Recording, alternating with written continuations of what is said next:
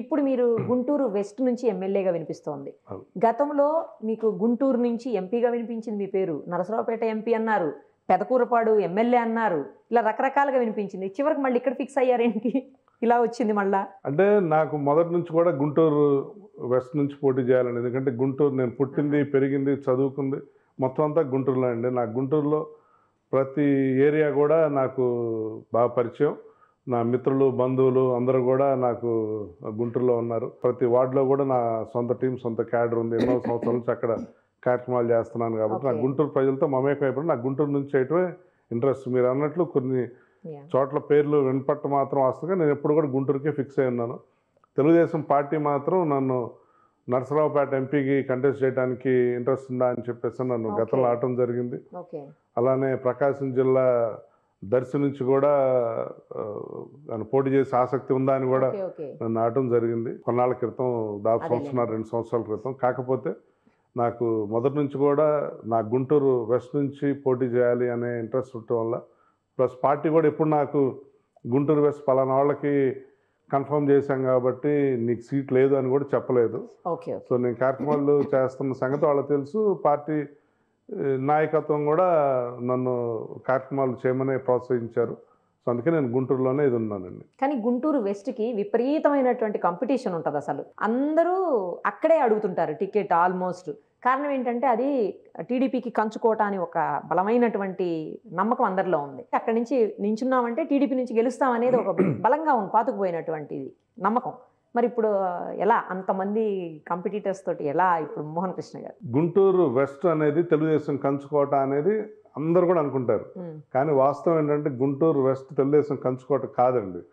ఎందుకంటే పార్టీ పుట్టిన తర్వాత ఇప్పటికి 9 ఎలక్షన్స్ జరిగాయి. 9 ఎన్నికలు జరిగితే తెలుగుదేశం పార్టీ 5 సార్లు గెలిచింది, 4 సార్లు ఓడిపోయింది. అందరూ కంచుకోటని ఎందుకు అనుకుంటారంటే మన పార్టీ రాష్ట్ర వ్యాప్తంగా ఇంత వ్యతిరేక గాలిలో కూడా గుంటూరులో గుంటూరులో గెలిచింది. ఇంత వేవ్లో కూడా గెలిచింది కాబట్టి చాలా స్ట్రాంగ్ సీట్ అనుకుంటారు. కానీ 9 సార్లు ఎలక్షన్లు జరిగితే 7 సార్లు అంతకన్నా పైన గెలిస్తే అప్పుడు దాన్ని కంచుకోవటం వచ్చు. కానీ ఇక్కడ 5 సార్లే గెలిచారు. ఎప్పుడు కూడా రాష్ట్రంలో మిగతా వేవ్ ఎలా ఉంటుందో గుంటూరు వెస్ట్ కూడా అలానే ఉండేది. ఒక 85లో మినహాయించి. మళ్ళా మొన్నే పార్టీ ఓడిపోయినా కానీ గుంటూరు వెస్ట్ గెలవటం జరిగింది. అందువల్ల ఏంటంటే తెలుగుదేశం ఈ శ్రేణులందరూ కూడా కష్టపడి పనిచేస్తేనే అక్కడ గెలుస్తామండి. ఇది గ్యారంటీ కంచుకోవటాన్ని తెలుగుదేశం పార్టీ శ్రేణులుగా ఏదైనా అలసత్వ తీసుకుంటే అప్పుడు మనం గెలిచేది ప్రమాదం కూడా పడవచ్చు. ఎందుకు అందరూ అక్కడే పోటీ చేయాలనుకుంటారు అని అంటే మిగతా వాళ్ళది నాకు తెలియదు. కానీ నేను ఇందా చెప్పినట్టు నేను పెరిగింది, చదువుకుంది, పుట్టిందంతా అక్కడ కాబట్టి నా ప్రాంతానికి ఏమైనా చేయాలనే ఉద్దేశంతో నాకు గుంటూరు వెస్ట్ మీద నాకు మొదటి నుంచి కూడా ఇష్టం. ఇంకోటి నేను అనుకోవటం మిగతా వాళ్ళందరూ ఎందుకు అక్కడ ఇంత కాంపిటీషన్ అంటే, ఒకటి జిల్లాకి హెడ్ క్వార్టర్స్. గుంటూరు సిటీ అనేది రాష్ట్రంలోని పెద్ద నగరాలు ఒకటి, 3వ పెద్ద నగరం, జిల్లా మొత్తంలో పెద్ద నగరం. ప్లస్ ఇంకోటి ఏంటంటే గుంటూరు వెస్ట్లో తెలుగుదేశం పార్టీ తరఫున ఒక స్థిరమైన అభ్యర్థి అంటూ లేరండి. పార్టీకి జరిగిన 9 ఎలక్షన్స్లో ప్రతిసారి ఒక్కొక్క అభ్యర్థి మారుతూ వచ్చారు. 9 సార్లు ఎన్నికలు జరిగితే 9 డిఫరెంట్ అభ్యర్థులు పోటీ చేశారు తెలుగుదేశం తరఫున. నాకు తెలుసు బహుశా రాష్ట్రంలో వేరే ఏ నియోజకవర్గంలో ఈ పరిస్థితి ఉండదు. సో అక్కడ స్థిరమైన ఒక అభ్యర్థి లేరు కాబట్టి ఎవరికాళ్ళకి యాస్పిరెంట్స్కి ఓకే నేను పోటీ చేద్దాం, నాకు అవకాశం ఉంటుందేమో అనేది కూడా వన్ ఆఫ్ ది కారణం అని చెప్పి అనుకుంటున్నాను. అంటే ఇంత కాంపిటీషన్ ఉండడానికి. గుంటూరు వెస్ట్లో ఉన్న ప్రాబ్లమ్స్ ఏమన్నా ఇప్పటికి మీరు సార్ట్అవుట్ చేశారా? వాటికి ఎలా చేయబోతున్నారు? రేపు పొద్దున వాటికి పరిష్కారం ఏం చూపించబోతున్నారు మీరు కనుక గెలిస్తే? గుంటూరు వెస్ట్లో చాలా ప్రాబ్లమ్స్ ఉన్నాయండి. నేను ఇందా చెప్పినట్లు గుంటూరు ఒక ప్రతిష్టాత్మక నగరం, రాష్ట్రంలోనే 3వ అతిపెద్ద నగరం, ఉమ్మడి గుంటూరు జిల్లాలో పెద్ద నగరం. కానీ ఎన్నో ప్రాబ్లమ్స్ ఉన్నాయి. రోడ్లు సిస్టమ్ చాలా దారుణంగా ఉంది గుంటూరులో. అతిశయోక్తి కాదు కానీ ఎక్కడైనా కానీ రోడ్ల మధ్యలో గుంటలు ఉంటాయి. కానీ గుంటూరులో దురదృష్టవశాత్తు గుంటల మధ్యలో రోడ్లు ఉంటాయి. అంటే అంత దారుణంగా ఉన్నాయి రోడ్లు. చిన్నపాటి వర్షం వచ్చినా కానీ విపరీతంగా రోడ్ల మీదకి నీళ్ళు వచ్చేసి అంతా జలమయం అయిపోయే దారుణమైన పరిస్థితులని అనేక ఏరియాలు, పలకలూరు రోడ్డు కానివ్వండి, శ్రీనివాసరావుపేట కానివ్వండి, ఏటగ్రహారం కంకరగుంట కానివ్వండి, ఇట్లా అనేక చోట్ల విపరీతంగా రోడ్ల మీదకి నీళ్ళు వచ్చేసి జనం చాలా ఇబ్బంది పడుతూ ఉన్నారు.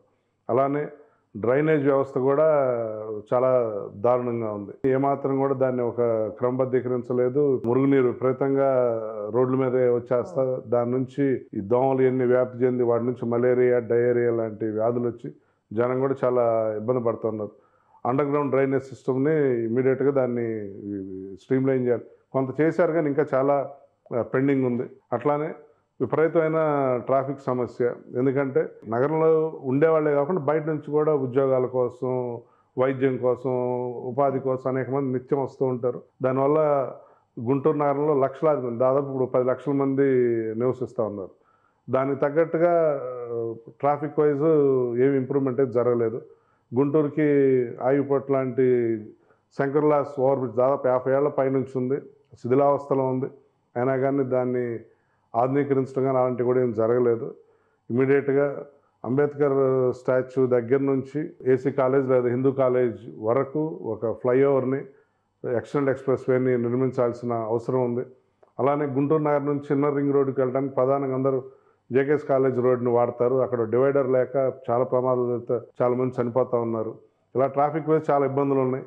ఇన్నర్ రింగ్ రోడ్డు కూడా ఫస్ట్ ఫేజ్, సెకండ్ ఫేజ్ అయింది కానీ థర్డ్ ఫేజ్ అవ్వకపోవటం వల్ల హైదరాబాద్ నుంచి లేదా పల్నాడు నుంచి అమరావతి క్యాపిటల్కి వెళ్ళాలనుకునే వాళ్ళు గుంటూరు నగరం నుంచి వెళ్ళాల్సిన పరిస్థితి. అలా కాకుండా ఆ inner ring road third phase అయిపోతే డైరెక్ట్గా గుంటూరు సిటీలోకి రాకుండా అమరావతికి వెళ్ళే అవకాశం ఉంటుంది.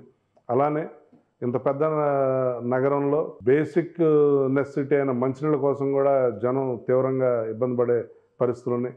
వెంకటప్పయ్య కాలనీ, కళ్యాణ్ నగర్ ఇట్లా చాలా చోట్ల నీళ్ళ కోసం జనం పడిగాపులు కాయాల్సింది. ఎప్పుడు నీళ్ళు వస్తాయో కూడా తెలియదు. మున్సిపల్ వాటర్ ప్లస్ ఈ వీధి ల్యాంపులు కూడా గుంటూరులో దాదాపు 25,000 వీధి లైట్లు ఉంటాయి. మోర్ దాన్ 20% అసలు వెలగవు. అనేక ప్రాంతాలు చాలా చీకట్లోనే ఉంటాయి. కళ్యాణ్ నగర్ కానివ్వండి, లేదు పట్టాపురం కానివ్వండి, ఇంకా చాలా ప్రాంతాలు, శ్యామలానగర్లోని కొన్ని ఏరియాలు, వడ్డిగూడెం, ఇట్లా చాలా చోట్ల విపరీతంగా చీకట్లోనే ఉండే పరిస్థితి. ఇంకో పక్క ఇది అర్బన్ కాన్స్టిట్యున్సీ, సిటీ, కానీ ఫ్యామిలీ అంతా ఓ పార్క్ వెళ్ళే వాతావరణం లేదు. ఉన్నాయి కానీ పార్కులు కొన్ని ఇట్లా కొరటిపాడు పార్కు లేదా నల్లచెరువు, గుజ్జనగూడలో ఉన్నాయి కానీ అవి ఒక ఫ్యామిలీ అందరూ కూడా వెళ్ళే పరిస్థితులు అయితే లేవు. వాటిని ఇంకా చాలా ఆధునీకరించాల్సిన అవసరం ఉంది. అనేక మంది గుంటూరు నగరంకి ఇది సిటీ కాబట్టి, ఉమ్మడి జిల్లా హెడ్ క్వార్టర్స్ కాబట్టి ఎంప్లాయ్మెంట్ కోసం వస్తూ ఉంటారు, ఉద్యోగాల కోసం, ఉపాధి కోసం. కానీ అక్కడ అసలు ఏమాత్రం కూడా ఈ ప్రజెంట్ గవర్నమెంట్లో అసలు అక్కడ కొత్తగా ఏ పరిశ్రమలు రాలేదు. అందరూ పక్క రాష్ట్రాలకు వెళ్ళే పరిస్థితులే ఉన్నాయి. నేను దాని మీద తప్పకుండా సీరియస్గా నేను పనిచేద్దాం అనుకుంటా ఉన్నాను. నా ఫ్రెండ్స్ చేత కూడా అక్కడ కంపెనీలు పెట్టించి అక్కడ ఉపాధి కల్పించాలని చెప్పేసి అని అనుకుంటా ఉన్నాను. ఇప్పుడు నేను చెప్పిన సమస్యలన్నిటికీ కూడా రేపు నేను గుంటూరు నియోజకవర్గం నుంచి ఎమ్మెల్యేగా పోటీ చేసి ఎన్నికైతే తప్పకుండా ఈ సమస్యలు అన్నిటిని కూడా పరిష్కరించడానికి నా వంతు నేను కృషి చేస్తాను. యాక్చువల్లీ ఎన్ఆర్ఐలు అందరూ కూడా ఇక్కడికి వచ్చేసి ప్రత్యక్ష రాజకీయాల్లో పాల్గొనాలి, ఇక్కడ నుంచి పోటీ చేయాలి అని చెప్పి ఆలోచన చేస్తున్నారు. మరి మీరంతా వచ్చేస్తే ఇక్కడ గత కొన్నేళ్లుగా ఉన్నటువంటి రాజకీయ నేతలు, ఎన్నో ఏళ్ల నుంచి అనుభవం ఉన్నటువంటి వాళ్ళ పరిస్థితి ఏంటి? వాళ్ళంతా చాలామంది కూడా మాట్లాడుతూ ఉన్నారు. ఏమనంటే వాళ్ళంతా వచ్చి సీట్లు ఆశిస్తున్నారు, మా పరిస్థితి ఏంటి, వాళ్ళకి ఇక్కడేమో అవసరం అని చెప్పేసి మాట్లాడేటువంటి సిచ్యుయేషన్ ఉంది. దానికి ఏం సమాధానం చెప్తారు? మంచి ప్రశ్న అండి. ఇది చాలామంది కూడా బయట అడుగుతారన్నారు. నాకు కూడా ఈ ప్రశ్న ఎదురవుతానే ఉంది. ఎన్నో సంవత్సరాల నుంచి పార్టీ కోసం ఇక్కడ పనిచేస్తున్న వాళ్ళకి ఖచ్చితంగా ప్రాధాన్యత ఉండాలి. కానీ అలానే కొత్తగా వచ్చే వాళ్ళని స్వాగతించాలి. సీట్లు అంటారా, ఎవరైతే గెలుస్తారో, ఎవరికి ప్రజల్లో మంచి ఆదరణ ఉంది, ఎవరైతే పార్టీకి కమిట్మెంట్తో పనిచేస్తున్నారో వాళ్ళకి సీట్ ఇవ్వాలి. అది మా అధినేత నారా చంద్రబాబు నాయుడు గారు చూసుకుంటారు. కానీ ఈ ప్రశ్న నాకు వర్తించదు అనుకుంటున్నాను. ఎందుకంటే ఇప్పుడు అక్కడ వాళ్ళు ఉద్యోగం, వ్యాపారం చేసుకుంటే సడన్గా ఇక్కడ రాజకీయాల్లోకి వస్తే ఇది ఎంతవరకు సబ్బనొచ్చు. కానీ నా ప్రస్థానం చూస్తే నేను 20 సంవత్సరాల నుంచి తెలుగుదేశం తరఫునే పనిచేస్తాను. అమెరికాలో కూడా నేను చేసి తెలుగుదేశం కార్యక్రమాలే చేస్తూ ఉన్నాను. అట్లానే ఇక్కడ 10 సంవత్సరాల నుంచి అప్లికబుల్ కాదంటున్నారు. అవును. సో 20 సంవత్సరాల నుంచి నేను అక్కడ అమెరికాలో తెలుగుదేశం కార్యక్రమాలు చేస్తూ ఉన్నాను. ఇక్కడ 10 సంవత్సరాల నుంచి చేస్తూనే ఉన్నాను. నేను తెలుగుదేశంకి ఏమాత్రం కూడా కొత్తవాడిని కాదు. తెలుగుదేశం పార్టీ నా శ్వాస, నా ఊపిరి. అది ఎప్పుడు కూడా భవిష్యత్తులో కూడా ఎప్పటికి కూడా అదే కంటిన్యూ అవుతూ ఉంటుంది. మీకు లోకేష్ గారితో ఎప్పటి నుంచో పరిచయం ఉంది, ఆయనతో ఎప్పటి నుంచో జర్నీ చేస్తూ ఉన్నారు మీరు. లోకేష్ గారు గతంలో కూడా ఇలాగే ఉండేవాళ్ళ? ఎందుకంటే చాలామంది అనేది ఏంటంటే లోకేష్ గారిలో యువగళం చాలా మార్పు తీసుకొని వచ్చింది, ఇంత కష్టపడేవాళ్ళ ఇంతకుముందు లేదు, యువగళం నుంచి ఇలా మార్పు అనేది ఆయనలో చూస్తున్నారు. ఆయన గురించి చెప్పండి. మీరు కూడా పాదయాత్రలో పాల్గొన్నారు కదా ఆయనతో పాటు, చెప్పండి. లోకేష్ గారితో యువగళం పాదయాత్రలు నేను అనేక జిల్లాల్లో ఆయనతో పాటు పాల్గొన్నానండి. ముఖ్యంగా గుంటూరు జిల్లాలో అయితే ప్రతిరోజు ఆయన వన్నంటే ఉన్నాను. వేరే జిల్లాల్లో కూడా ఆయనతో పాదయాత్రలో పాల్గొన్నాను. ఆ యువగళంకి మద్దతుగా నేను చాలా కార్యక్రమాలు కూడా చేశాను. యువగళం 200 రోజులు పూర్తయిన సందర్భంగా గుంటూరులో వినూత్నంగా 200 ట్రాక్టర్లతో భారీ ర్యాలీ చేశాను. అలానే 3000 కిలోమీటర్లు చేరుకున్న సందర్భంగా 3000 ఆటోలతోటి మా గుంటూరులో ఒక భారీ ర్యాలీ చేశాను. ఆ యువగళం పాదయాత్ర మద్దతుగా ఎన్నో కార్యక్రమాలు చేశాను. ఆ యువగళంలో చాలా చురుగ్గా పాల్గొన్నాను. కమింగ్ టు లోకేష్ గారు ఇప్పుడే ఇలా ఉన్నారు, ఇంతకుముందు కూడా ఇలానే ఉన్నారా అంటే, లోకేష్ గారు ఎప్పుడు అలానే ఉన్నారండి. కానీ ప్రజలకి ఆయన ఎంత కష్టపడతారు, లోకేష్ గారి పొటెన్షియల్ ఇది, లోకేష్ గారు ఇంత బాగా మాట్లాడతారు, లోకేష్ గారు ప్రజలతో ఇంత బాగా మమేకం అవుతారు అనేది వాళ్ళకి యువగళం ద్వారా తెలిసింది. కానీ ఆయన దగ్గరగా చూసే వాళ్ళందరికీ కూడా ఆయన ఇలానే ఉంటారు, ఇలానే ఉండేవారు అన్న సంగతి తెలుసు. నాకు లోకేష్ గారు దాదాపు 10 సంవత్సరాల నుంచి పరిచయం అండి. ఆయన ఇక్కడ తెలుగుదేశం పార్టీ ప్రధాన కార్యదర్శిగా ఉంటూ, ఏది 2014 to 19 పీరియడ్ అని చెప్పేది, ఓ పక్క పార్టీ ప్రధాన కార్యదర్శిగా ఉంటూ, మళ్ళీ ఐటీ మంత్రిగా ఉంటూ, పంచాయతీరాజ్ మంత్రిగా ఉంటూ చాలా చాలా కష్టపడ్డారు. ఓన్లీ థింగ్ ఏంటంటే ఎంతో కష్టపడ్డారు కానీ జనంలోకి ప్రచారం చేసుకోవడంలో దాని మీద పార్టీ శ్రద్ధ పెట్టలేదు. అనేక సార్లు అమెరికా రావడం జరిగింది ఆయన, ఐటీ మంత్రిగా, పంచాయతీరాజ్ మంత్రిగా. అక్కడ ఐటీ కంపెనీస్కి ఆయనతో పాటు నేను వెళ్ళి అక్కడ ఉన్న ఇండస్ట్రియలిస్ట్ని ఎంటర్ప్రెన్యూర్స్ని ఇట్లా వచ్చి మా రాష్ట్రంలో పెట్టుబడులు పెట్టండి నేను వాళ్ళందరినీ లోకేష్ గారికి కనెక్ట్ చేయడం, లోకేష్ గారు వాళ్ళందరితో మాట్లాడటం, అమెరికా అంతలో కూడా ఆయన పర్యటించడం చాలాసార్లు జరిగింది. ఇంకో పక్క ఆయన పంచాయతీరాజ్ మంత్రిగా ఉన్నారు. మన ఆంధ్రప్రదేశ్లో పల్లెటూర్లు ఎక్కువ, ఆ మాటకు వస్తే భారతదేశంలో పల్లెటూర్లు ఎక్కువ. సో పంచాయతీరాజ్ అనేది ఒక మేజర్ శాఖ.